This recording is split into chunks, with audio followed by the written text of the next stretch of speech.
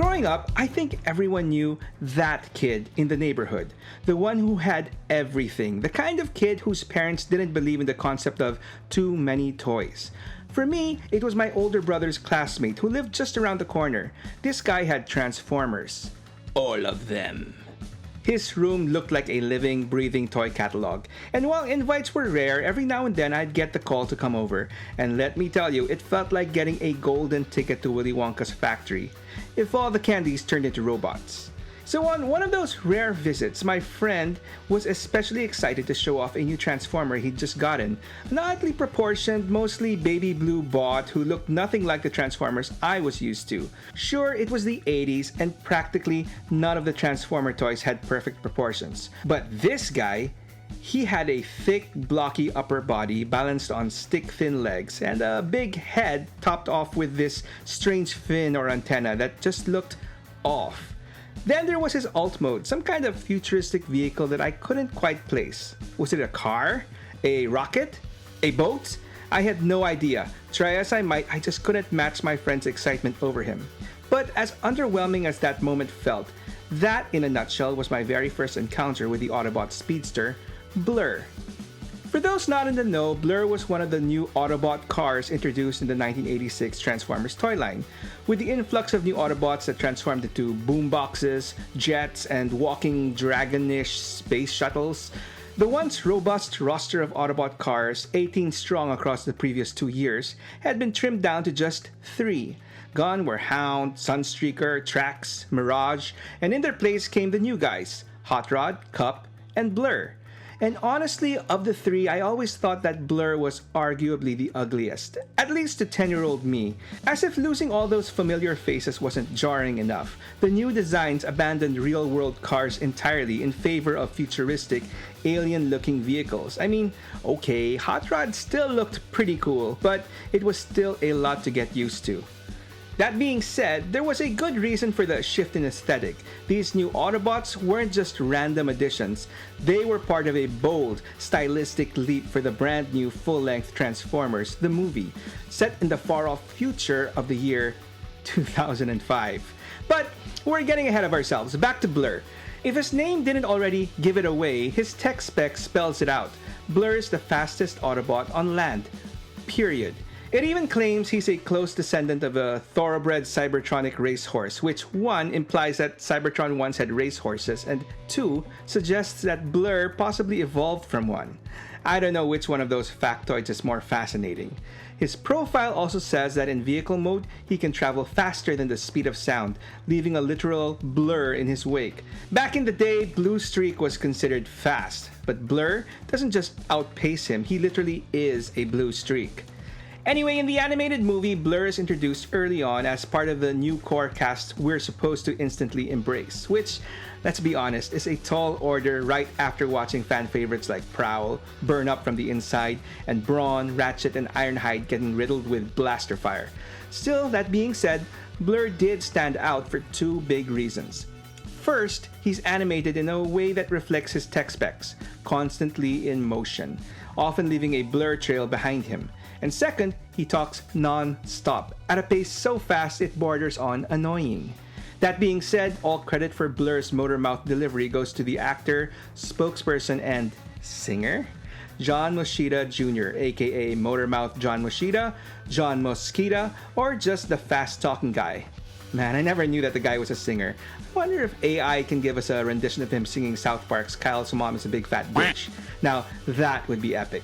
Sorry, I got thrown off. So, Mr. Moschitta made a name for himself by talking at breakneck speeds in hundreds of commercials, most famously as the Micro Machines guy. At one point, he even held the Guinness World Record for the world's fastest talker, clocking in at 586 words per minute. So, yeah, as far as voice casting goes, this one was pretty perfect. As for his role in the movie, after showing off his blurry abilities, Blurr's mostly just along for the ride, defending Autobot City from Decepticons, wrangling the Dinobots, fighting off some pesky Junkions, and joining the final battle against Unicron. In the 3rd season of the cartoon, set after the movie, Blurr stuck around as part of the main Autobot cast, though mostly in the background. Honestly, I can't recall a single episode where he got the spotlight. Maybe John Moshida's rate was just too high to feature him more often. Who knows? Still, Blurr remained in the show until the very end, eventually heading to the planet Nebulos in the three-part story, Rebirth, which despite its name, ironically marked the death of the show. In the episode, Blurr, Cup, and Hot Rod are partnered up with cybernetically enhanced Nebulans who transform into their new weapons. In Blurr's case, he is paired up with a sharpshooting Nebulan, Haywire. And with a new partner now literally in hand, Blurr raced into the final stretch of the G1 cartoon as a fully fledged Target Master. Proof that even speedsters can benefit from a little backup. And speaking of backup, if you're enjoying this video, I'd really appreciate yours. Give it a like and share it with any fellow fans who might enjoy a fast talking trip down memory lane. And if you haven't already, give my channel a sub so you don't miss out on future episodes. And hey, I'd love to hear from you all. What's your take on Blurr? Are you a fan? Let me know in the comments below and tell me your story. Anyway, it's in the comics where Blurr gets a little bit more to do, though not so much in the Marvel US run. Still, it's worth noting that he did appear in the Headmasters Limited series, which told a similar story to Rebirth, with a contingent of Autobots led by Fortress Maximus flying off to the planet Nebulos seeking peace. In the story, Blurr is sent as a diplomatic envoy to make first contact with the Nebulans, which, if you ask me, seems like a questionable choice. I mean, why send the guy who talks a mile a minute to make a calm and measured first impression? Predictably, it doesn't go well. Blurr arrives in the capital city of Karaja to deliver greetings of peace and promptly knocks over a giant globe, sending it crashing into a crowd of Nebulans and inciting panic. He's fired upon and is forced to flee. Turns out, poor Blurr was set up. His arm had been hit with a magnetic polarizer by a soldier loyal to Lord Zyrak, a Nebulan leader who wanted nothing to do with the Autobots. The polarizer yanked Blurr's arm into the structure holding the globe, causing it to topple. From there, the story unfolds as expected. The Decepticons led by Scorponok show up, the good Nebulans team up with the Autobots, Zyrak and his forces align with the Decepticons, and thus the Headmasters and later on the Target Masters are born. Over in the UK comics, writer Simon Furman took things further by weaving time travel into the events of the 1986 movie. In his story, Galvatron travels back in time to the year 1986 with a master plan to construct a weapon powerful enough to destroy Unicron in 2005. Blurr, along with Hot Rod and Cup, follows Galvatron through the time streams and plays a key role in stopping him. The twist? It's eventually revealed that Blurr and company were physically nudged by Unicron himself to follow Galvatron back in time to 1986 to stop his plans. So, good job, Blurr! And speaking of good jobs, next up is IDW, which, true to form, gave us a much more fleshed out take on the speedster. While Blurr didn't quite become a breakout fan favorite like Swerve or Whirl, he definitely outran his one-note motor-mouth portrayal from previous iterations. In IDW's continuity, we first meet Blurr before the Great War, or technically, right before it begins. Tensions are rising, unrest is brewing, and none of that matters to Blurr, who at the time is the #1 racer on Cybertron. He's a full-blown celebrity, known for dominating the racetracks and partying with the elite at hotspots like his favorite bar, The Circle. Even Bumblebee looked up to him, wishing he could one day be like Blurr, and be just as fast. Visually, I would say that this Blurr is a major improvement over the G1 design, looking more heroic, especially with a pair of wing-like detailing on the sides of his head. Now, looks aside, as I mentioned earlier, this Blurr was definitely not the same frenetic and jittery dude we were familiar with. Instead, we got a cool, composed fellow who was cocky as hell. Like when asked about the brewing political conflict, he famously replied, "I don't watch the news, I am the news." So yeah, pretty much a self-centered a-hole. You know, the type who couldn't even be bothered to remember the names of his own pit crew. Anyway, as expected, Blurr's glamorous life comes crashing down when he is left stranded alone in the rundown desert town of Radiator Springs, where he learns the true value of friendship and matures into a true Oh wait, I'm sorry. I was thinking about the story of another cocky self-centered racer. Blurr's reality shifts when his racetrack is bombed and the races are cancelled. Suddenly the spotlight is gone and his former crew and rivals alike are enlisting and dying. Forced to grow up fast, Blurr finds himself courted by both Starscream and a not yet primed Orion Pax to join their respective sides. Eventually, he chooses the Autobots and sticks with them for the entirety of the war, even joining the infamous but legendary Suicide Squad team known as the Wreckers, serving under the grizzled command of Cup. After the war, Blurr uncharacteristically slows things down by reopening and running Macadam's old oil house. It becomes the go-to spot for energon and oil and a rare neutral ground where Autobots, Decepticons, and neutrals can all hang out, as long as they can pay.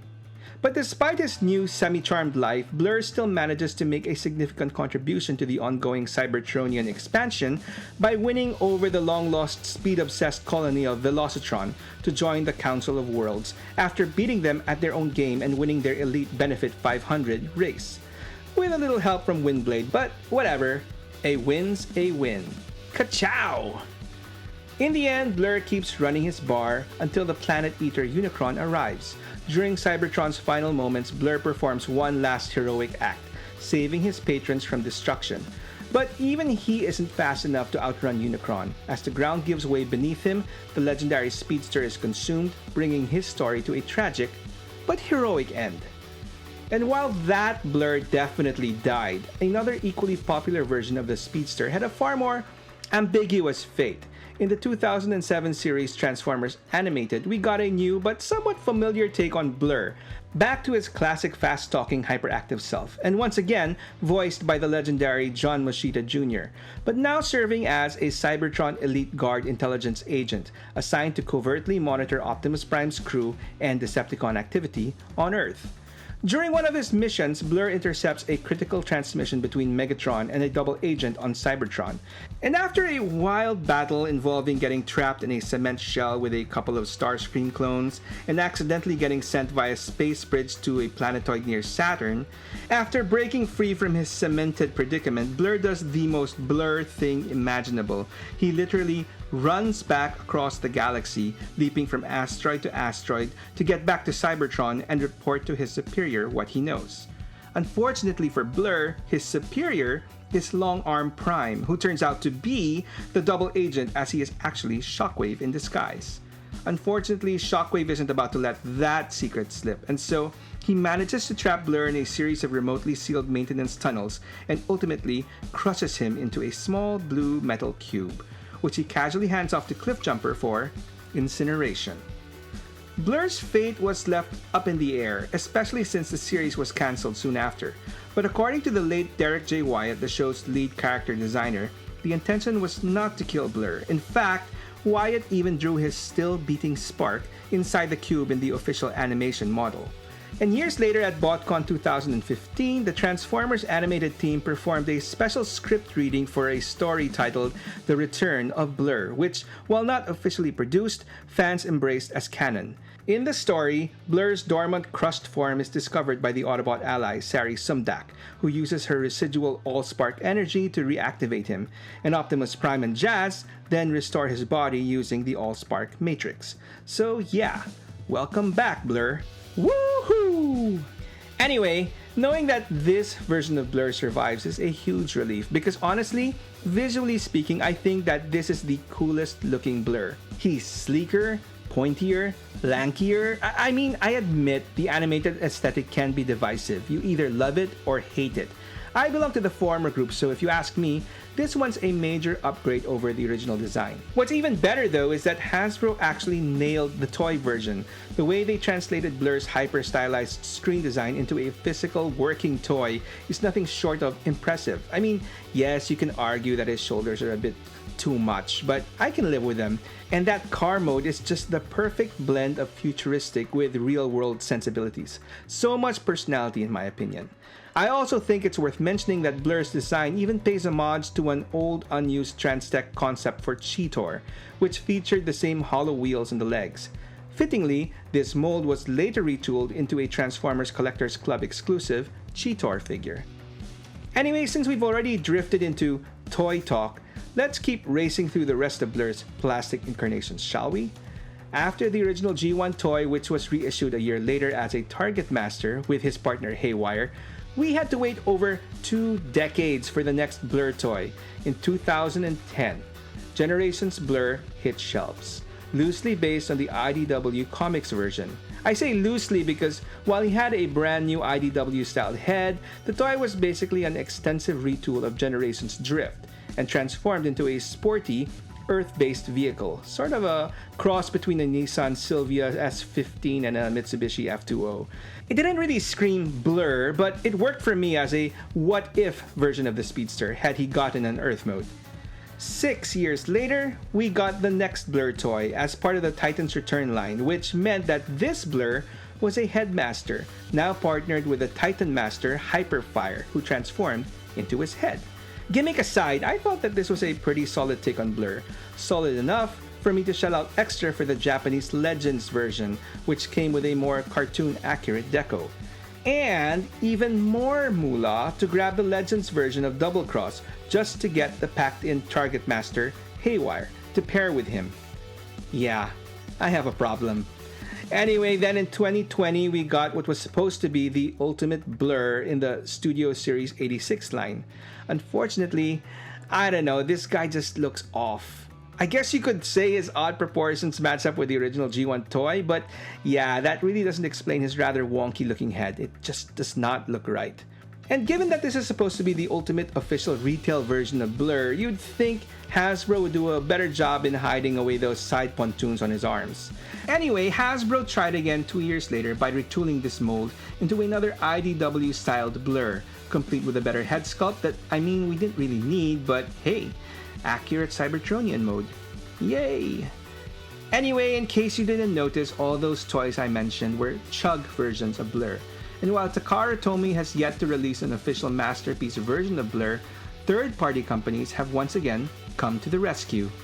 In 2015, a company called SXS released Overclocking, a solid IDW-inspired Blurr which I never picked up, but from what I've seen, it looks like a pretty decent toy, capturing the character pretty well, though it didn't look quite masterpiece scaled. My first official masterpiece version of Blurr was 2016's Buzzing from Unique Toys. Anyway, if you ask me, Buzzing is a great option for a masterpiece Blurr. Both robot and alt modes are pretty accurate to the G1 look, and the engineering is pretty fun. I do think he's a bit oversized for Blurr though. That being said, I really enjoyed this guy, and he would have remained the masterpiece Blurr in my collection if I wasn't too much of a fanatic for Fans Toys, who eventually released their take on a masterpiece Blurr, aptly called Jabber, in 2019. Now, Jabber fixed my scale issue with Buzzing and looked even more accurate in both modes. The only downside? The transformation is pretty involved. Not terrible, but definitely more complex than Buzzing. And while I do enjoy fiddling with my masterpiece Transformers from time to time, let's be real. As far as I was concerned, Masterpiece Transformers' main role is to basically look pretty on the shelf. So in the end, Jabber took Buzzing's spot in my collection. When you think back to those first couple years of Transformers toys, there was quite a lot to get excited about. Robots that turned into cars, jets, tape decks with actual tapes that transformed into a personal army, and even insects and dinosaurs. It was truly a golden age of plastic and imagination. But among all the heavy hitters, I would argue that some of the most popular Transformer toys were the Minibots, little dudes who transformed into little vehicles. Why? Well, because they were small, simple, and cheap, perfect for kids to take around everywhere they went and play with, and easy on a parent's wallet. It also didn't hurt that they were featured pretty regularly in the cartoons, where despite their small size, came packed with big personalities, like the overconfident cliff jumper who could have almost ended the Great War with one shot. That he missed, of course. The gruff and tough Brawn who literally used Megatron's fusion cannon against him and lived to tell the tale. And who could forget everyone's favorite lovable grump, the eternally annoyed Gears. Oh, and there was also that little yellow dude who was fine, I guess. Year 2 brought us even more memorable characters to the lineup, like Warpath, who was all like wham bam, thank you kapow and kablam. Beachcomber, the cool pacifist hippie without the patchouli oil scent, and Powerglide, the high-talking, high-flying stunt show-off with a literal heart. By this time, these guys weren't mere sidekicks. They were literally the ones getting the girl. But by year 3, things started to slow down. Big time. I mean, we definitely got more mini-bots, but for the most part, they were all just recolors and retools of what we've already seen before. All but one. One brand new mini-bot arrived in 1986. And for the most part, at least when it comes to the toy, the most you could say about him was, well, hey, at least he was new. But that was pretty much it. Enter the Autobot Wheelie, who on paper, or to be more specific, his tech spec, presented a lot of character potential and a lot to like. The sole survivor from a party of intergalactic colonists, and a barbaric little savage who managed to stay alive by cunning, stealth, and fearlessness. I mean, this was definitely something any 10-year-old kid could get behind, but unfortunately, the toy we actually got looked far from the crafty and cool survivalist he was supposed to be. I mean, he had a generic bland orange face, no head mind you, just a face, that looked like it was made of gummy candy, which topped off a deformed body with a hunchbacked frame and extremely long arms. One can only wonder how he managed to even survive birth. I mean, if robots could give birth, that is. Okay, let's not go there, but you know what I mean. And then you had his alt mode, which surprisingly might have been based on an actual car from the 1950s, the Fiat Abarth record car, which I guess was cool, but either way, looked weird and couldn't be saved by his predominantly bright orange deco. To be fair though, there does seem to be a plausible explanation as to why Wheelie's toy turned out the way it did. I mean, looking at the original concept art by visual creator Filipino Floro Derry, whose design served as the basis for most of the new Transformer toys released in 1986, you could see that despite Mr. Derry claiming it to be his least favorite of the bunch, Wheelie's design was still pretty decent. Anyway, it seemed that something was lost in translation between the original concept and the toy designers, who imagined Wheelie not as a mini-bot but as a fully sized one. I mean, yes, I understand that test shots are intentionally made bigger than the final product, but I'm willing to bet that initially the designers did not know that Wheelie was supposed to be a mini-bot. Take a look at this much better and more proportioned design with an actual head and a detailed helmet. But when it was made clear that Wheelie was a mini-bot, I guess they doused him in some toxic waste like that dude from the first RoboCop movie, and the end result was that deformed mess of a mini-bot that we got. But even then, the designers did try to salvage the toy by initially planning to incorporate a pullback motor to his alt mode, which would explain the robot hunchback, I guess. But at the last minute, even that was scrapped.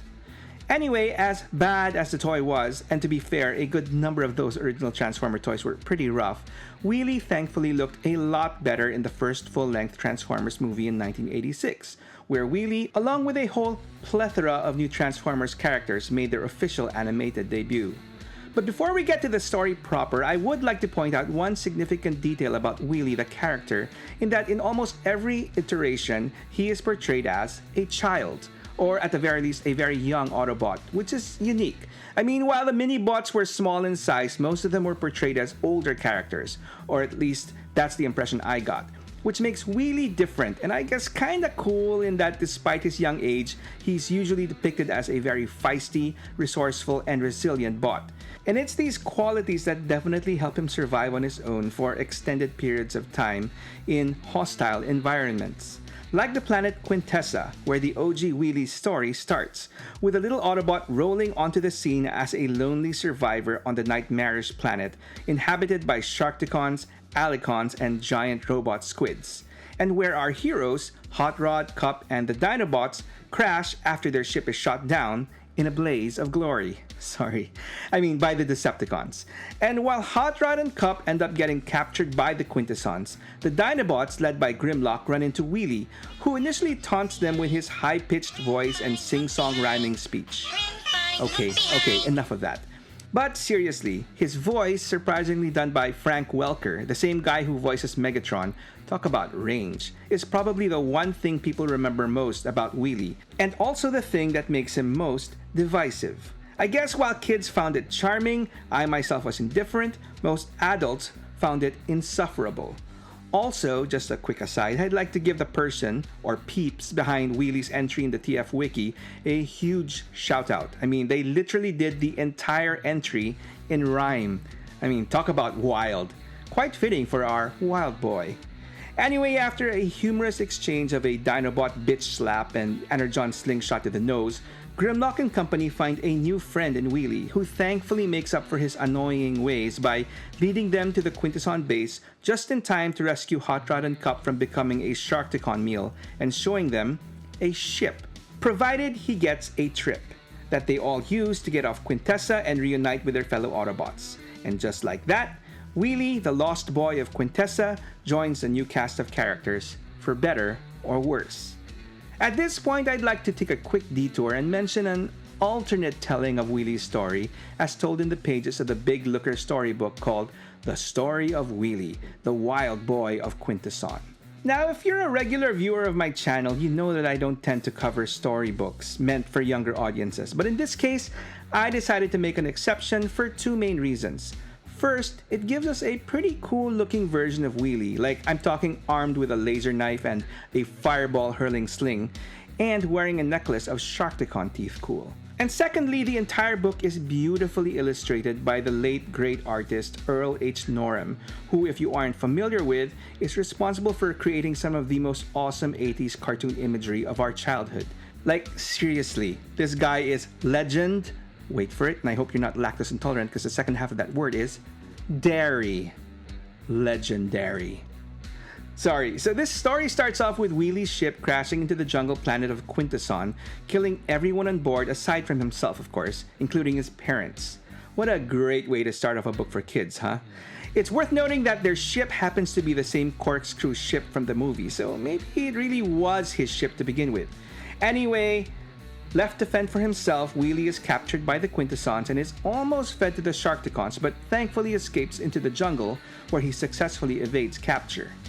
After quite some time, like enough time for Wheelie to learn how to rhyme, craft a nifty little bag to carry all his fireballs and become a wild boy, a second Autobot ship carrying Hot Rod, Cup, RC, and the Dinobots also crashes on Quintesson. Not because they were shot down by Decepticons, mind you, but because Grimlock and Slag overloaded it with supplies.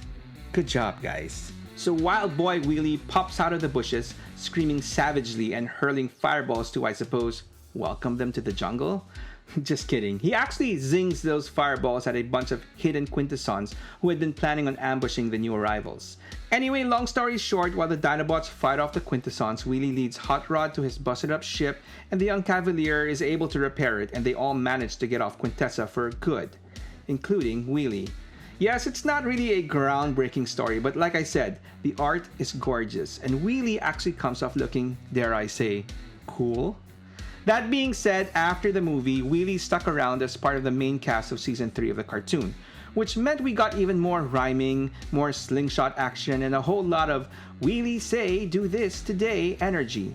That being said, Wheelie did serve a purpose as the new BFF of human ally Daniel Witwicky, filling in the void left by the original BFF Hot Rod, who had since grown up into the new Autobot leader, Rodimus Prime. No Wheelie-centric episodes though, from what I recall. Oh wait, there was this one time where he and Daniel set off to figure out when Ultra Magnus's birthday was and ended up in an adventure involving flying space eels, overzealous sentry bots, and getting captured by Cyclonus on an asteroid rigged to crash into Cybertron. In the end, they're all rescued by Ultra Magnus, who could thankfully deal with that now, and Wheelie manages to activate the asteroid's self-destruct sequence, and the Autobots escape just in time to celebrate Magnus's birthday, which they simply declare to be that very day. To which Wheelie wanna know, why we not think about this long ago? Which, I mean, he does have a point. And speaking of points, I hope you don't mind me pointing out that apparently 85% of my viewers are currently not subscribed to my channel. So what are you waiting for? If you're even just remotely entertained by this story, help a brother out by giving me a sub. I would really appreciate it. Anyway, while the Transformers cartoon ended right after a very short, like 3 episodes short 4th season, the story apparently continued in Japan with their Headmasters series. Now, given that the show was titled Headmasters, it was pretty understandable that the Japanese writers wanted to focus on these new Transformers, and so a majority of the 86 cast was basically written out of the series early on. Ultra Magnus, dead, and Rodimus Prime, Cup, and Blurr, gone, off on some quest to find a new Cybertron. But Wheelie, true to his survivalist ways, remains as a full-fledged cast member. This was due to his close association with Daniel. Apparently, the Japanese were fond of keeping little kids in many of their cartoons, and whose adventures together served as side story material for many episodes. While thankfully Wheelie no longer had his rhyming gimmick, have you tried rhyming in Japanese? This Wheelie apparently turns his brattiness and immaturity level up to 11, even if he sort of plays the role of Daniel's big brother. So, love him or hate him, true to his survivalist designation, in the game of Autobot longevity in the cartoons, Wheelie somehow outlasted everyone else, a claim to fame he can take to his grave. Now, as far as the comics are concerned, there really isn't much to talk about with regards to the original Marvel series, beyond a comic adaptation of the '86 movie. Neither is there anything to his appearance in the short-lived Dreamwave series, although I think it's worth mentioning that he didn't talk. Thank God. He just bit Optimus Prime for attacking his buddy, the Sharkticon No. As usual though, it's IDW to the rescue, giving us another exciting chapter in Wheelie's story, where we get a refreshing and surprisingly not so annoying take on the guy. It all starts with his very own Spotlight issue in 2008, where we are introduced to the rather insignificant little Autobot, Wheelie, the type of guy whose main responsibility is restocking artillery for his much bigger bot bros. Fortunately though, it isn't long before Wheelie gets his big break, an all-important assignment to scout the galaxy for other inhabitable worlds, which he gladly takes on. Unfortunately, on his very first mission, he crashes and gets stranded on a very far-off, uncharted planet of LV-117, starting off his own castaway/Robinson Crusoe story, as narrated by him in a very normal way. Yup, no rhyming here, just a normal speaking Wheelie, which honestly is quite strange. But don't worry, we'll get back to the rhyming later on. Anyway, if you're wondering why his arm is discolored, well, very early on, he tried making friends with the native wildlife, and unfortunately no ba weep granaing or weep nini bonging could save him from getting his arm chomped off. He recovered it later on though, from the creature's poop. So yeah. Anyway, the story really kicks off when he discovers another crashed ship and an alien, held prisoner by a couple of familiar-looking Decepticons, Spectro and Spyglass, two-thirds of the triple Decepticon known as Reflector. We learn later on that the third dude, Viewfinder, didn't survive the crash. Oh well. So Wheelie manages to rescue the alien, whom we learn is named Varta and who only talks in rhyme. So I guess you know where this is headed, right? In order to communicate better, Wheelie also learns to talk in rhyme, and together they repair Varta's ship, which Spectro and Spyglass commandeer and end up dying in, as apparently before giving it up, Wheelie had rigged the ship to blow.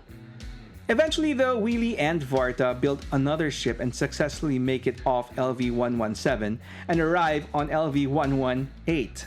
Well, Wheelie does. Varta gets killed off in an unfortunate time travel encounter with the Decepticon Bludgeon. Another story for another time.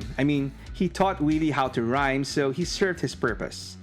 All you gotta know is that Wheelie spends God knows even more time living like a hermit in a cave on LV-118, slowly losing his mind, but learning a new skill, music, which comes in handy in soothing his roommate, a large ferocious beast called a Chaosteros. Yeah, you know the arm chomper? Apparently, he was brought over to LV-118 as well. And due to his new talent, Wheelie also gets a new name given to him by other fellow castaways on the planet, the mysterious Jangle Man, who now comes dressed with a cool fur cape to boot. Anyway, Jangle Man's time on LV-118 finally comes to an end when Hot Rod, fresh off getting his chest blown out by Megatron but is still alive thanks to the Autobot matrix of leadership attached to his chest. Don't worry, I covered that story in a later video, hint hint, comes crashing down to the planet's surface. And after working together to defeat a couple of aliens, Hot Rod and the Jangle Man are able to eventually reunite with the Autobots, and Hot Rod returns the Matrix to its rightful owner, Optimus Prime. So, good job, Jangle Man. See? Wheelie can be written as a cool character, or at the very least, an entertaining one. Like when he made a rather amusing appearance in IDW's last Transformers story written, set in a distant future alternate reality called The Last Bot Standing. And just to get it out of the way, no, Wheelie isn't the aforementioned last bot standing. Although you could say he's the last bot rolling, as in this distant future, Wheelie is reduced to just his head on wheels and gets a new name, reverently referred to by his peers as the Veteran. And despite there literally being even less of him, he is still annoying as ever. So annoying that Rodimus Prime literally kicks him off into the atmosphere, making him the last bot floating. Yes, it was a weird and odd take on the little guy, but I would say not as weird as the next one. As while this version simply bites ankles, the next one humps legs. Live-action Wheelie, introduced in the movie The Revenge of the Fallen, looks nothing like the OG version and more like an evil Wall-E, which makes sense since this little dude starts off as a Decepticon, voiced now by the talented Tom Kenny of SpongeBob SquarePants fame. Very early on, he sent a spy on the Autobot ally, Michaela Baines, and despite his crafty little disguise of a remote-controlled monster truck toy, he is discovered and easily overpowered and captured by her. Which is all good because this Wheelie is easily swayed, calling her his warrior goddess, to whom he shows off his aforementioned other skill. Okay. Anyway, despite starting off as a Decepticon, this creepy little dude switches sides and even gets a new similarly sized friend in the next movie, The Dark of the Moon, called Brains. And together they play a pivotal part in the final Battle of Chicago when they take down an entire Decepticon ship from the inside. And while it's implied that they both died, heroically sacrificing themselves in the crash, apparently they both survived, with Wheelie showing up again in the fifth movie, The Last Night. Unfortunately, it was more of a glorified cameo, just a confirmation that he survived, as his role of the quirky sidekick was taken over by this thing. I mean, we can't have Wheelie anywhere near this young girl, can we? That being said, despite his rather creepy design and while being a creep in general, weirdly enough, I did find him to be one of the more entertaining characters from the franchise. So much so that I got this guy from my toy shelf. It's a very simple Legends class toy that matches perfectly size-wise with my Masterpiece movie bots. I mean, Hasbro did give us a deluxe size version too, but yeah, easy pass. I do think it's worth mentioning that a third-party company, Dr. Wu, did release a more screen-accurate Legend-sized Wheelie as well, aptly called Little Monster, which I almost got, but I figured I didn't care that much for the character. I did care enough though for getting myself a modern rendition of the OG character because, like him or not, there's no denying his place in the main cast of the 86 movie or third season of the cartoon. Not surprisingly, there isn't much to talk about, but whatever. Let's do it! First up is a very simple and basic Legends class version released in 2009. I mean, there's really not much to talk about this guy, but he fits his role, I guess. At the very least, he transforms into a sort of Earth mode, which is pretty cool, as is the cool Easter egg of his signature slingshot, which is sculpted on the inside of his shoulder. 3 years later, Hasbro gave us possibly the most modern take of Wheelie as an adult, or I guess a what-if version of what he would look like if he managed not to annoy his fellow Autobots too much that they allowed him to make it into adulthood. Yup, a deluxe class Wheelie that came with an actual slingshot accessory that could double up as a blaster. And speakers, which were carryovers from this toy's previous life as Generations Jazz. But if you preferred a more traditionally sized and G1 looking Wheelie, Hasbro gave us the Titan's Return version in 2016, which thankfully wasn't a headmaster, but something even better in my opinion. See, aside from being an accurate looking and articulated G1 Wheelie, his gimmick was that Titan Masters could drive his alt mode. Despite his small size, his alt mode was designed to comfortably accommodate Titan Masters in the driver's seat. So yeah. Pretty cool, Leo. Okay, I admit that one was pretty forced. Anyway, and then in 2021, Wheelie was unfortunately downgraded into an accessory for Studio Series 86 leader class Grimlock. I mean, I don't know, I guess having a little Wheelie that can't transform and is basically pre-posed to just ride on Grimlock is kinda cool, but at the end of the day, I would have preferred that portion of the budget to be allotted to a proper Dinobot sword or crown.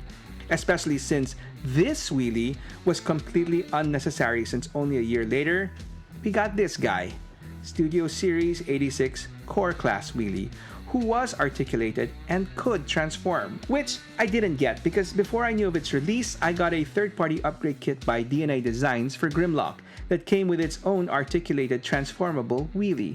Granted, it's rather rough and finicky in both modes. It does the job, and call it stubborn pride, but after spending on this kit, I refuse to get the official version. Oh well, at least my Grimlock has properly articulated arms and no missing teeth. And finally, we have the only masterpiece version of Wheelie out there, X-Transbot's Ollie, which is bad. Wheelie bad!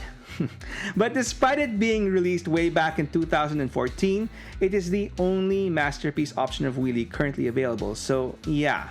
That being said, my Ollie is like the second or third release of this guy, which X-Transbot supposedly fixed up. Don't get me wrong, it's still pretty bad, but at least it stays in one piece and is good enough to perch on top of my Reximus Prime or knockoff oversized masterpiece Grimlock. In 1986, Hasbro released the very first full-length Transformers movie, a bold, animated spectacle that brought our favorite robots in disguise to the big screen. And while it was a treat for fans, let's be real, the movie wasn't just about telling a bigger story. It was a carefully calculated move to introduce a whole new lineup of characters in order to sell more toys. Looking back at the new cast, I think it's safe to say that most of them were pretty standard fare, familiar archetypes we've seen in countless familiar stories. There was the loyal soldier, the cocky flyboy warrior, the caring but tough token female, the slightly annoying comedy relief, the young upstart hero with a destiny, and of course, the wise old sage, or in this case, battle-hardened veteran, who plays the crucial role of guiding our hero to reach his true potential. The grizzled, no-frills Autobot warrior, Cup, was one of only 3 new Autobot car toys released in 1986, alongside the speedy data courier Blurr and the flashy cavalier Hot Rod. And I have to say, right out of the gate, it wasn't much of a great first impression. I mean, Hot Rod with his sleek and flamey alt mode was the obvious standout. Blurr with his weird proportions was the clunker, and Cup, well, he was basically mid with his fairly decent looking robot mode and kinda bland alt mode, which was meant to be some sort of futuristic pickup truck. In fact, his rather equally unexciting name, Cup, is derived from his alt mode, as in pickup truck. Although allow me to be a little stretchy with this nameplay, as I think it's worth mentioning that in Japan, Cup is known by the name Cher. And no, it's not because he's got you, babe, but instead due to being derived from the second syllable of the word teacher, actually pronounced cha, like tea-cha, which in China is the word for tea, best known as an older person's choice of drink and commonly served in a cup. How's that for some suitably cool multilingual wordplay? Anyway, when it comes to Cup, unlike his toy, I warmed up quite nicely to the old coot in the movie. See, while I'm not quite there yet in terms of age, I imagine that when one gets old, you basically fall into 2 main categories.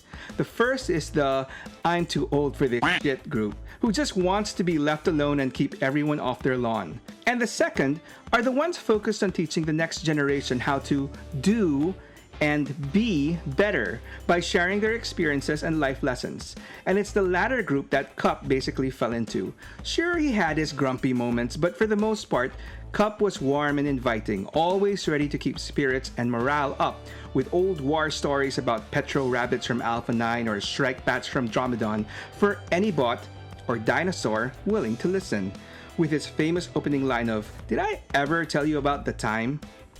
But more than being a great storyteller, Cup was a mentor, the indispensable character needed in any coming-of-age tale, like Merlin to Arthur, Obi-Wan to Luke Skywalker, and Mr. Miyagi to Daniel LaRusso. Cup was that for the central character of the story, Hot Rod, playing the extremely important role of being his mentor and teacher, and not through long-winded lectures, but by sheer example, grit, and grumpy charm. Early on in the movie, Cup showcases his battlefield savvy by swiftly neutralizing both Blitzwing and Shrapnel without breaking a sweat, teaching Hot Rod the value of efficiency in combat. And later on, when the pair ends up in the Sharkticon pit, Cup doesn't panic. Instead, he kickstarts a literal underwater roller derby, turning a death sentence into a daring escape. And if that wasn't enough, in one of the film's most metal moments, Cup literally rips the tail off a Sharkticon and wields it like a medieval flail, reminding everyone that old age doesn't mean softness. Now that being said, Cup isn't just all brute force though. While he's not giving any wax on, wax off lessons, he does showcase his skills in diplomacy as well, teaching Hot Rod some intergalactic etiquette by busting out some energon sticks alongside the universal greeting of Ba Weep Gra Na Weep Nini Bong. And while this doesn't quite work out with a bunch of Alicons, it works wonders with Wreck-Gar and the Junkions. And of course, talking a little TV helped in that instance as well. And at the end of the movie, one of my favorite moments is when Cup proudly exclaims after seeing Rodimus for the first time, "I knew you had potential, lad." I know it might sound corny, but I loved it. You could feel the teacher's pride overflowing for his students' success. But see, Cup's mentor role didn't end with the movie, as he would continue to be part of the main cast for the third season of the show and serve a crucial support for Rodimus Prime, as he often struggled with his own internal bouts of unworthiness as Optimus Prime's successor. One specific Cup-centric episode worth mentioning is the one titled Chaos, wherein we learn about a story that Cup is quite unwilling to tell. In the episode, Cup is forced to confront his past, wherein he was captured on the planet Dread and forced to work inside a mine collecting death crystals. Eventually, Cup is able to escape, but unfortunately abandons his fellow robot slave miners out of fear of a monstrous ancient beast called Chaos, who lives in the mines. A little bit too on the nose in the whole naming department there, if you ask me. Anyway, in the present day, Galvatron and the Decepticons find themselves on planet Dread, constructing a massive cannon fueled by death crystals pointed right at Cybertron. So Cup has no choice but to return to the place of his greatest shame and stop Galvatron's plan, which he does, along with finally freeing his fellow prisoners with a little help from his friends. Oh, and as for Chaos, well, Cup uses that combat savviness of his and commandeers Galvatron's cannon and uses it to blast Chaos away. So, good job, Cup. Coincidentally, this isn't the only time that Cup managed to foil Galvatron's grand plan involving a huge cannon.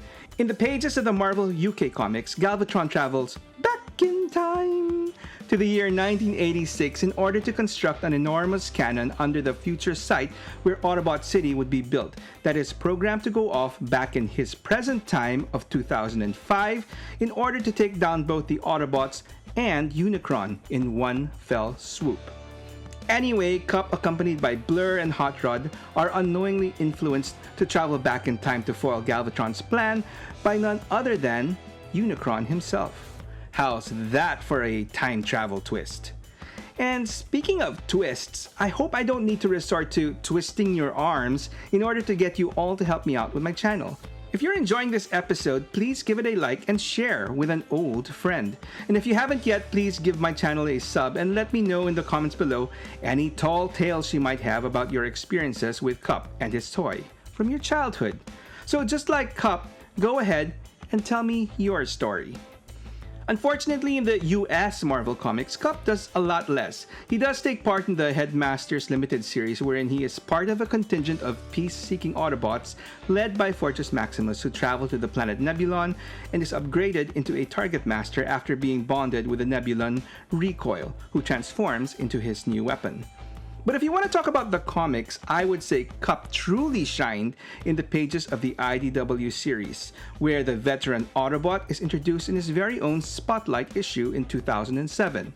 At the start of the story, we find an extra decrepit-looking Cup marooned on the barren desert world of Saishi, where he spends his day driving across the crystal-littered landscape, casually taking out any other life forms he comes across, friend or foe. By sundown, he returns to his isolated bunker where his ally and fellow Autobot Outback holds down the fort. But things apparently aren't what they seem, as while Cup happily chats away with his comrade, it's made pretty crystal clear that Outback has been long dead with literally half his body burned off, the victim of an apparent explosion. Things get even creepier when at night, Cup is apparently haunted by visions of a ghostly Springer who claims he's out to get him, and he has to fight off a horde of zombies from outside who are trying to enter his bunker. Unfortunately, it turns out that Cup has been going mad thanks to being exposed to radiation emitted by the crystals called OR-8. Another story for another time. The ghostly Springer is actually a holographic transmission from the real Springer trying to reassure Cup of his imminent rescue. And the zombies? Well, they're actually fellow Autobots sent down to the planet to rescue Cup that he's unfortunately ripping to shreds. Now, I know what you might be thinking. How can a rotting old robot fight off and kill so many of his fellow rescuers? And why the hell are they not fighting back? Well, the radiation emitted from the apparently highly volatile OR-8 also supercharges him to the point that if he overexerts himself, it would cause his spark to erupt and ignite the surrounding crystals, creating one hell of a kaboom. Which means his unfortunate rescuers have to exercise extreme caution and restraint at taking him down, even at the risk of their own lives. In the end, it takes the ever-reliable Autobot Trailbreaker, who uses his special force field to contain Cup's spark blast and extract him from the planet. And although he's recovered in pretty bad shape, Cup is alive and is eventually restored somewhat. It takes the scientific genius of the Autobot scientist Perceptor to restore Cup by creating a pretender-like shell to house Cup's recovered spark. Of course, ever the strategic opportunist, the Autobot Prowl subtly interjects his own programming into Cup's restored brain, basically turning him into an unknowing mouthpiece to deliver Prowl's less popular and often controversial strategies in a more charismatic and acceptable manner to the rest of the Autobots, basically making Cup his puppet.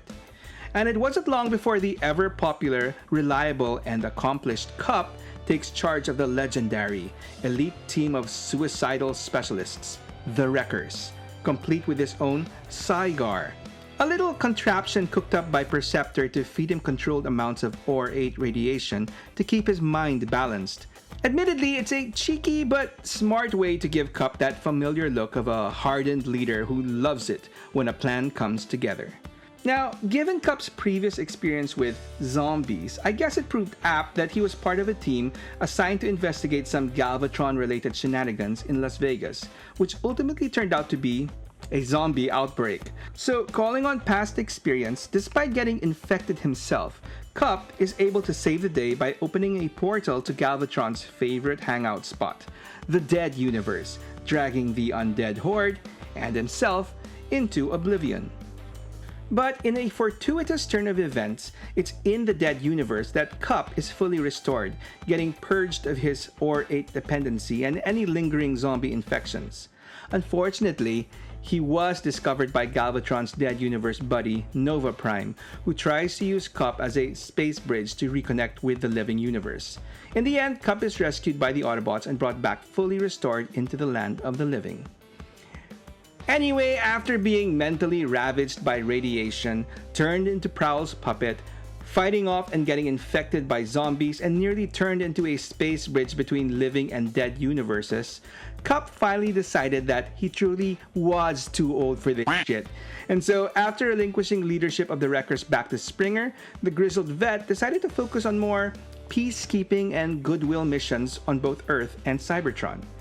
It was at this time that Hasbro was hell-bent into smooshing all their popular original boy toy properties into one joint universe, and IDW had the unenviable task of making it all work, to varying degrees of success. Okay, I admit, by this time I had pretty much checked out in the comics, as the whole revolution thing wasn't really my cup of tea. So, given that, despite Cup's desire to slow things down, towards the end of his IDW run, Cup found himself working with heroes like Action Man and battling against the likes of Miles Mayhem and Venom. And ultimately, it was his interaction with another short-lived but pretty awesome Hasbro line from the 80s, the Visionaries. Does anyone remember these guys? You know, Knights of the Magical Light with magical powers they fight? Anybody? Bueller? Sorry. So in the 2018 limited series Transformers vs. Visionaries, the Visionaries, led by the traditionally ambiguously aligned wizard Merklin, now reimagined as a straight-up bad guy, are set on completely taking over Cybertron by corrupting Vector Sigma using a mysterious ancient artifact called the Talisman. Naturally, this does not sit well with the Cybertronians, and Kup, accompanied by Ironhide, leads the whole diplomacy effort to try and work things out. And despite genuine intentions from both sides, specifically from Spectral Knight leader Leoric, no amount of Energon sticks and Ba-Weep Granaing are able to keep the proverbial shit from hitting the fan, as pretty soon, Darkling Lord Virulina lunges towards Ironhide with her spear with the intent to kill. Kup heroically gets in the way and gets, well, speared, and immediately dries up, disintegrates, and dies. The victim of a magically laced weapon that apparently kills Transformers instantly. And what follows is quite an interesting story involving a pretty refreshing take on the Visionaries as a whole, in my opinion. I won't give it away, but in a bubble, it's a pretty cool story worth checking out. All you need to know for this story, though, is that it basically spelled the definitive end of poor Kup in the IDW universe. And with that, I guess there's nothing left to do but talk about all the official and unofficial Kup toys we've gotten through the years. Starting with the OG vintage toy released in 1986 and retooled and re-released a year later as a Target Master. Anyway, I think it's worth noting that, like most of his fellow 86ers, Kup's toy is based on concept art from 86 movie design supervisor and Filipino artist Floro Derry, and not some pre-existing Japanese Diaclone toy. And speaking of early concepts, I also think it's worth mentioning that in very early drafts of the movie, the role of the grizzled elderly veteran was assigned to another character named Tanker, who would have worn an eye patch to cover a missing optic and transformed into a Sherman tank. It apparently also featured an Autobot train that transformed into a giant snake named Rails. Maybe a precursor to Skylynx? Oh well, sorry. Back to Kup. We would have to wait until 2011 before we finally got our first official modern update of Kup, which itself sounds rather contradicting, but whatever. Generations Kup is interesting in that it's not really a straight up modern update of the original toy, but more of a what if version had Kup actually gotten a more real world Earth alt mode, which in this case looks like a retro styled, well, pickup truck. What I specifically love about this guy, though, is that he comes equipped with a laser musket weapon that neatly stores underneath his alt mode, with the end of the barrel turning into the truck's tailpipe. I will say, though, that I wasn't a big fan of the head sculpt, which I remedied by splurging a little more on a third-party kit that gave a better-looking head with a Saigar. It also came packaged in a plastic cube that Kup could conveniently carry around in the back of his alt mode. 6 years later, Titan's Return gave us the next Kup. That was a headmaster, partnered with an equally old-sounding named dude, Flintlock, who transformed into his head, which also didn't quite look like Kup, and so I once again spent a little extra for the Japanese Legends version, which came with a more cartoon-accurate head and deco, as well as his Target Master, Recoil. Now, I don't really mind that this version broke tradition and made Kup a headmaster, because I really love the engineering of this specific toy, one of the best from the entire Titan's Return line in my opinion. And finally, in 2020, we got what is meant to be the ultimate Chug version of Kup from the Studio Series 86 line, and it's pretty good. I mean, I still think the head's a little off, but other than that, I can't complain. One pretty cool feature is that his limbs are all detachable if dismembering old Transformer veterans is your thing. Just kidding. It's a nice reference to the time he lost a limb or two battling a giant robotic squid in the seas of Quintessa. And speaking of references, he also comes with a handy-dandy Energon stick dispenser that he can pair up with the Universal Greeting so that he can make friends with all the other toys on your shelf. That being said, there are two more unique versions of Kup toys released on retail worth mentioning. The first would be the Kup we got in the Transformers Prime line in 2012. Now, to be honest, aside from being a greenish teal robot that transforms into a pickup truck, honestly nothing else about this guy really screams Kup. In fact, this toy is actually based off a design for a Prime version of Ironhide by artist Ken Christensen that incorporates elements of that old dude's Generation 1 and live-action movie designs. So, I have no idea why it was ultimately released as Cup in the US, but in Japan, this guy was properly released as Ironhide. The second is actually the latest Cup toy, and it's a neat crossover with G.I. Joe, with the old soldier transforming into the Joe's Sergeant Slaughter's personal tank vehicle, the Triple T, which I also think is a neat callback to the original concept of Cup, Tanker. And this could also be seen as a nice reference to the whole Revolution crossover phase of the IDW comics, and Cup's involvement in the whole story. But what's really cool about this toy is that it's made in the proper scale with the classic O-ring G.I. Joe toys in mind, so that the reissued Sergeant Slaughter action figure, or Leatherneck, that both came packed with Cup, can pilot him. On the Masterpiece scale, it's more straightforward as once again, third-party companies come to the rescue and make up for Takara Tomi's inactivity on that front. Seriously though, I mean, Cup is a popular key movie character that transforms into a fictional alt mode that doesn't require any official licensing. Talk about low-hanging fruit. But anyway, like I said, thank goodness for companies like Fans Toys, who gave me my Masterpiece Cup of choice, Coot, in 2017. Now I know this guy is far from perfect, but compared to the other two options out there, I feel that Coot fills in the happy medium. On one end, you have Crank by Toy World, who I believe comes with a more friendlier price tag, and as far as I can see, a slightly more straightforward and simple transformation. But if you ask me, visually, it's a bit too stylized for my taste. On the other hand, if you want the best looking, cleanest, and most accurate of the bunch, I believe Lock by X-Transbots makes a strong case for itself as the right choice. If you can get past the nightmare engineering and horrible transformation, that is. So for me, all roads lead back to Coot for my Masterpiece Cup, with all the others left to the side. Back in 1986, Hasbro was sitting pretty with their very successful toy line of robots in disguise, better known as the Transformers. They were so successful that coming into the third year, they were really thinking big with the release of a full-length animated movie that came chock full of brand new characters whose new toys they could sell to the kiddies. And leading the charge would be a new hero to lead the Autobots into the future, named hold on. I think we're getting a little bit ahead of ourselves here, so let's rewind a bit. As every psychologically scarred kid from the 80s can attest, the death of Optimus Prime in the 1986 Transformers movie was a calculated move in order to make way for a new Autobot leader, a changing of the guard, if you will, which would be the central core of the movie's story.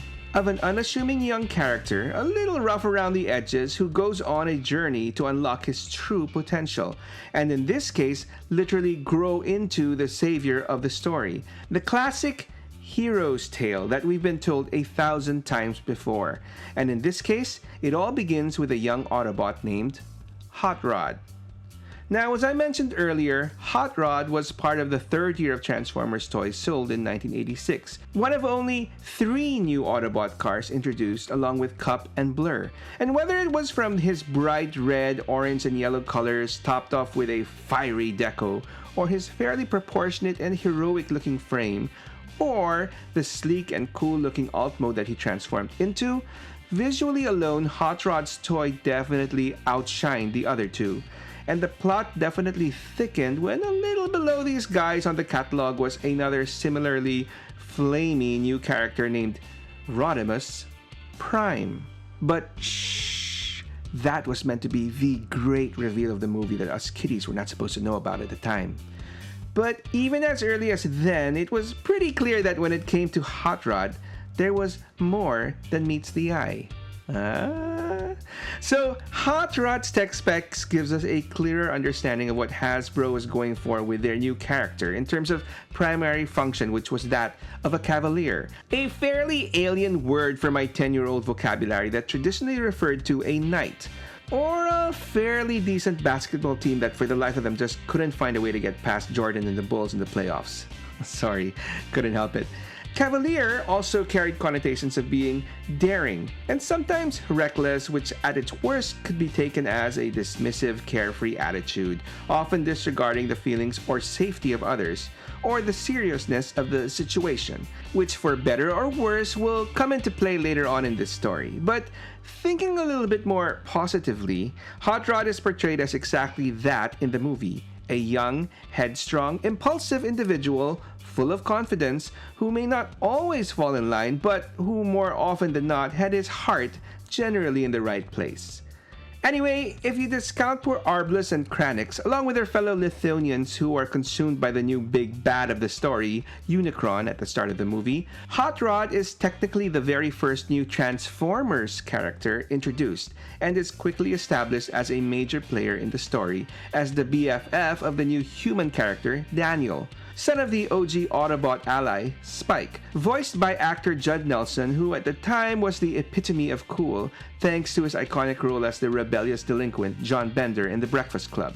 Hot Rod literally kicks things off with his iconic line of, "If you're gonna ride, Dano, ride in style," as he scoops up a falling Daniel in mid-transformation and races off to welcome an arriving Autobot shuttle on Lookout Mountain, with the sounds of Stan Bush's Dare in the background, which I argue is a vastly superior song to The Touch, Fight Me.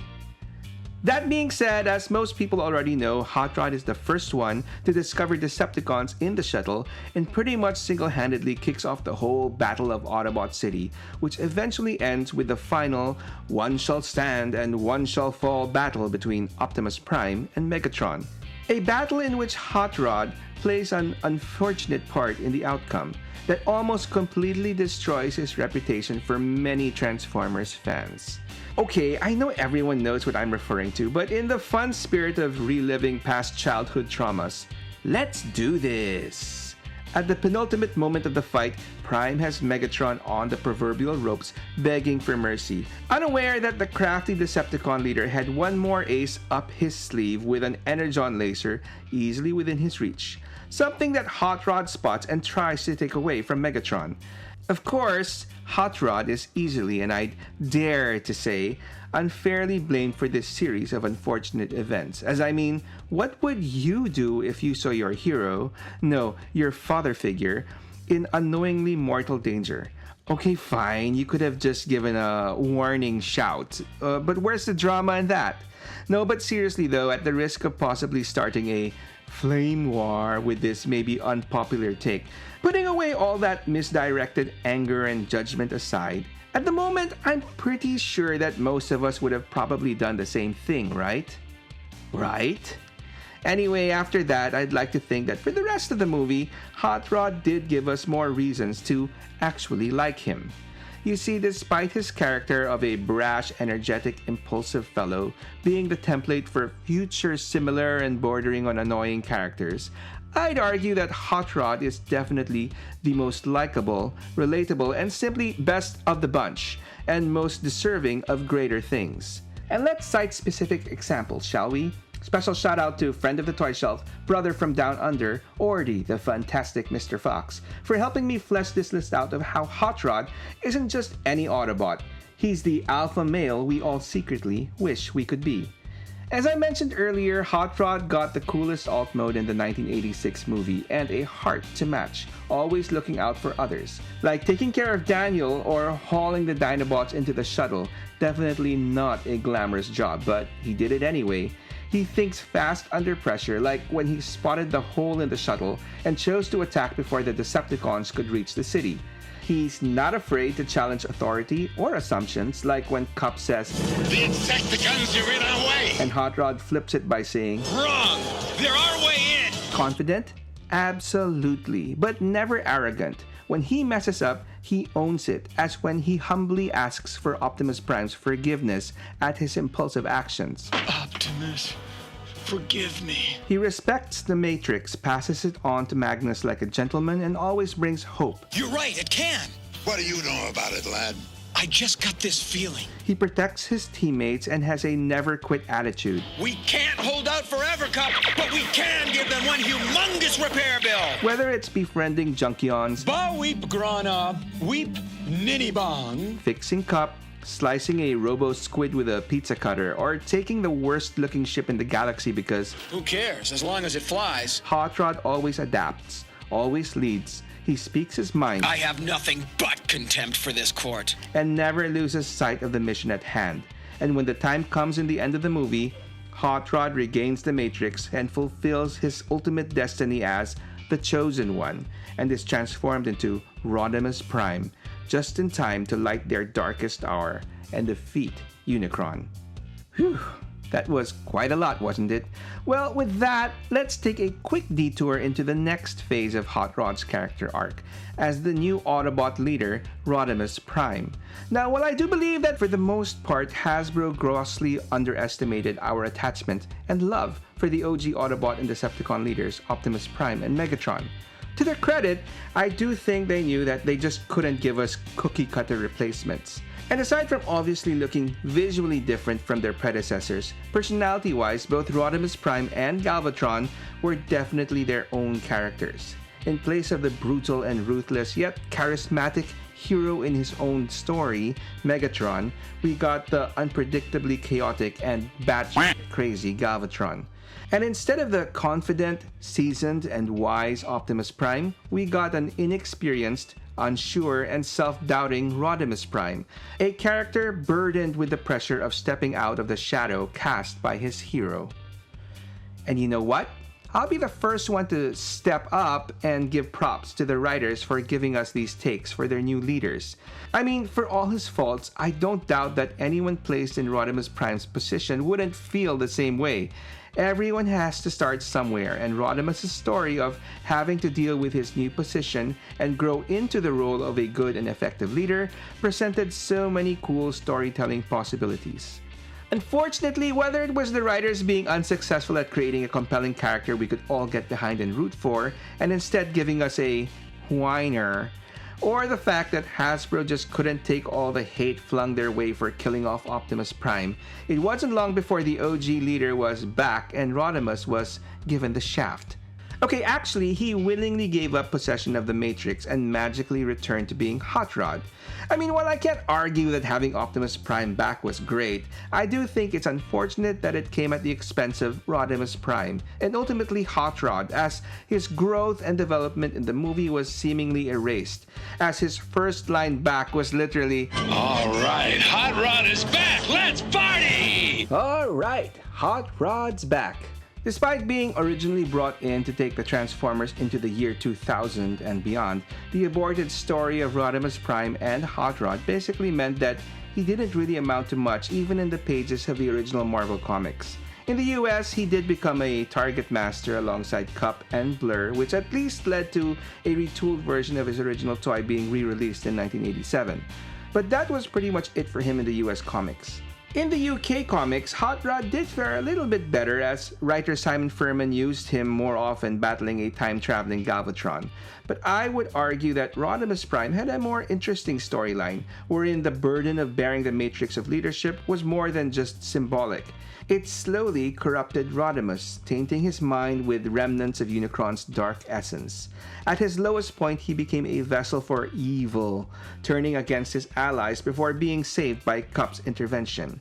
And in another alternate future timeline, wherein the Decepticons ruled and the Autobots drooled, Rodimus Prime died, fighting a doomed resistance against Galvatron's Earth conquest, and his corpse hung as a symbol of lost hope and served the purpose of keeping a deranged Galvatron company. Anyway, despite his less than glamorous portrayal in the pages of the original Marvel comics, things worked out a lot better for Hot Rod in the IDW comics years later.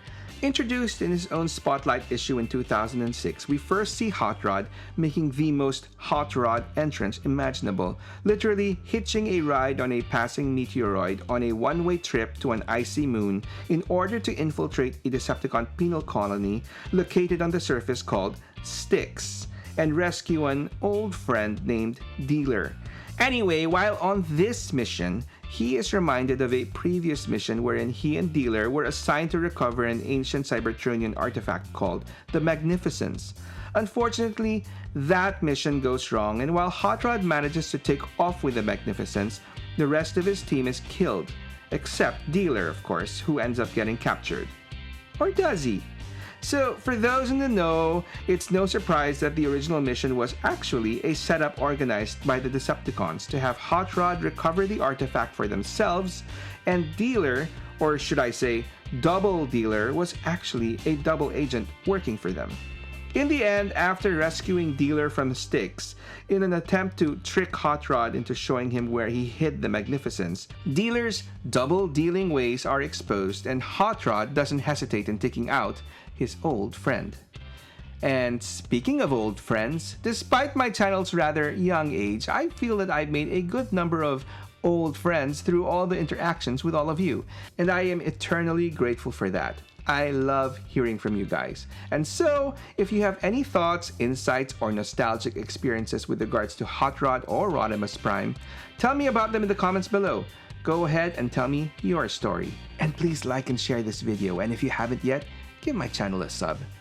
Now, while this version of Hot Rod doesn't exactly transform into Rodimus Prime like in the original '86 movie, IDW does find a fairly creative and cheeky way of throwing in that little detail from his original story, wherein in an attempt to fool Hot Rod into working with him and his fellow Decepticon refugees, the sweet-talking mercenary Swindle butters up his ego by calling him Rodimus Prime.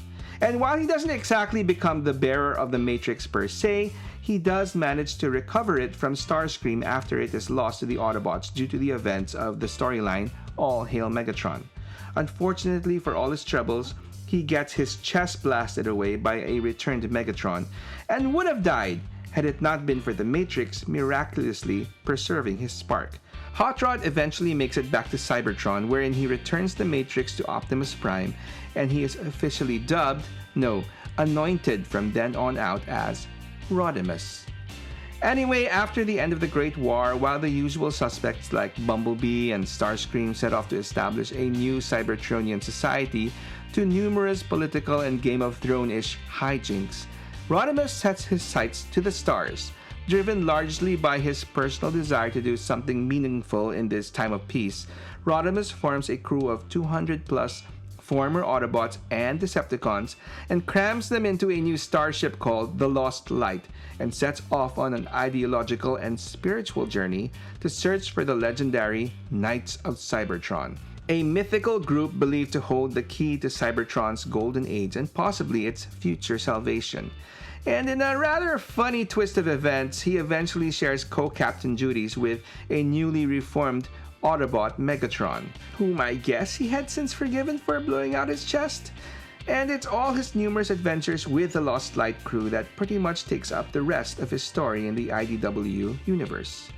It is worth noting though that before IDW lost the Transformers license in 2022, they published one more standalone limited series called The Last Bot Standing, which, while not part of their long-established Transformers universe, does pay homage to it by employing the same artistic style and feel. Anyway, in this sort of what-if story set off in the very far-off future, similar to Frank Miller's Dark Knight Returns or Old Man Logan, we are reacquainted with an old, broken-down Rodimus, once known as Hot Rod and later as Rodimus Prime, who is awakened in the once energon-rich planet of the Noct. It's here that he comes across a contingent of Cybertronians led by a former Decepticon named Steeljaw. Initially, everyone is happy to find Rodimus. That is, until they reveal their deep, dark secret. Apparently, after years of war and destroying planet after planet, energon had become so sparse across the galaxy that in order to survive, Cybertronians literally had to transform their physiology over time to learn to subsist on biofuel, which they harvested from, well, organic beings. Ugh. And so it's up to a solitary, reawakened Rodimus to protect the innocent and helpless Noctians and take on his fellow Cybertronians, which also featured an ominously named character called the Veteran, who turned out to be his old friend Wheelie, or to be more specific, his head on wheels. No, really. In the end, Rodimus is able to defeat Steeljaw, Wheelie, and an abomination called Unstoppimus, save the inhabitants of the Noct, and help them harness their resources wisely and return to rest, finally at peace. And with that, Rodimus didn't just survive the end of his kind, he ensured no one else would have to. And with his story essentially done in the comics, true to his exploratory ways, Hot Rod went off to France. No, I kid. How's that for a smooth segue to another quite controversial version of Hot Rod? The one from the live-action movies. While he was rumored here and there to appear in earlier movies, Hot Rod, or should I say, Hot Rod, finally made his live-action debut in the 5th movie, The Last Night, where he was French. And that's all I have to say about that. Okay, fine. In a vacuum, I'll admit, as far as Baver's designs go, Hot Rod is pretty good. I mean, he's got a fairly clean and humanoid robot mode with arguably extremely round eyes, and he transforms into a pretty sleek black Lamborghini Centenario LP770-4. Sorry, I'm not really a car guy. Is that how you say it? With, to be fair, some orange details in robot mode, which seems to be the only callback to the OG Hot Rod's design. Yup, the same movies that gave Optimus Prime his flames apparently stripped Hot Rod of his. It's worth noting though that a slightly more accurate looking concept design of Hot Rod does exist. I mean, if you look really close, you can actually make out his signature back fins. Anyway, in the movie, he is tasked with protecting the rather attractive professor of English literature. I mean, when is a female character in Baver's not attractive? Vivian Wembley. And aside from his rather stereotypical portrayal of a Frenchman, it's a pretty effective weapon of choice that allows him to stop the time! He also manages to survive the entire movie, so kudos to him. And with his live-action movie appearance, of course, came new toys, which honestly there isn't much to write home about in my opinion, except that is for this ironically knocked off third-party masterpiece version. Now, the original release I believe is from DX9 called La Hire, but I opted for a knockoff version which was cheaper and well actually nicer. But let's be honest, hearing me rave or talk about toys of live-action Hot Rod isn't what most of you are after, so let's get back to the real deal, shall we? Now, I already talked about the original Hot Rod toy released in 1986, but I didn't really touch upon the Rodimus Prime toy released that same year, so let's do that, shall we? Now, while I would say that the original Hot Rod was a pretty good-looking toy for its time, I unfortunately can't really say the same for Rodimus Prime, whose toy looked pretty slim, extremely thin, and looked nothing like what I'd imagine an Autobot leader should look like. I mean, that face is pretty rough. Even similar design elements with Hot Rod like the flame decals and prominent yellow back fin couldn't really save this guy in my opinion. And it really didn't help that his alt mode, which I guess was meant to be an upgrade of Hot Rod's sleek race car mode, a futuristic truck, which to its credit may have been based on an actual real-world concept, the GM Bison, left a lot to be desired, looking more like a space Winnebago. Anyway, in 2006, we would finally get our first modern Hot Rod toy, now simply going by Rodimus due to, I'm thinking, copyright reasons, from the Classics line. To be honest, even if he's like 20 years old at this point, I'd still say that he's one of the best existing Hot Rod toys out there, especially since a few years after its release, it was a significant beneficiary of a really cool third-party upgrade kit by Fans Project, who gave us the Protector set that allowed us to convert this guy into a Classics Rodimus Prime. One of the first third-party sets I personally splurged on, and still have to this day due to its pure coolness. But if you wanted an official modern Rodimus Prime toy, you'd have to wait a year later or so for the Titanium series version. This guy was unique because it incorporated the alt mode trailer in the transformation into the robot, which was based on a design concept from Filipino Don Figueroa, who to this day I will contend is one of the best Transformers artists ever. To be honest though, I never got this one as I stayed away from the Titanium line in general, given that it was widely recognized by many collectors as one of the worst Transformers lines of all time. Now, taking another little detour from G1 Hot Rod toys, I'd like to mention a couple of cool alternate versions of Hot Rod. The first would be the Kiss Players version from Japan, a sort of spin-off from the popular Binaltech line that featured mostly G1 Autobots transforming into highly detailed and officially licensed modern cars. And in Hot Rodimus's case, he transformed into a Red Ford GT and came packed with a driver, the dumpling munching Xiao Xiao. See, in case you're wondering why this line was called Kiss Players, it's because these were special Transformers who came partnered with little girls and drew power from their kisses. Yeah, okay, moving on. The second would be the Transformers animated Rodimus Prime released in 2010. While he was far from being a main character in the series, although at one point he was initially conceived to be a rival of the young Optimus Prime, a role which eventually went to Sentinel Prime, Rodimus Prime eventually appeared towards the end of the series, once again voiced by Judd Nelson, wherein he leads his team of Autobots in an unsuccessful attempt at defending a space bridge from a band of raiding Decepticons. Despite a few cool moves here and there with his twin bowcaster, Rodimus Prime ultimately succumbs to some weaponized cosmic rust. It's really a glorified cameo, but it was good enough to give him a pretty cool toy which thankfully managed to get released before the line's abrupt cancellation.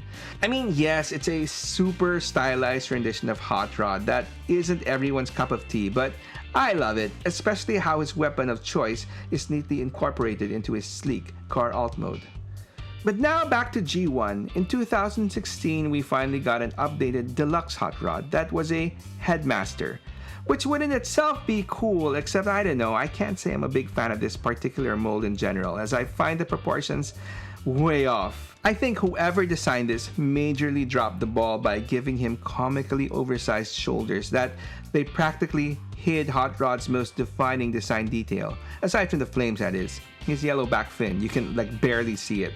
That being said, it didn't stop me from upgrading to the more superior decoed and retooled Japanese Legends version that came with his traditional Target Master buddy, Firebolt.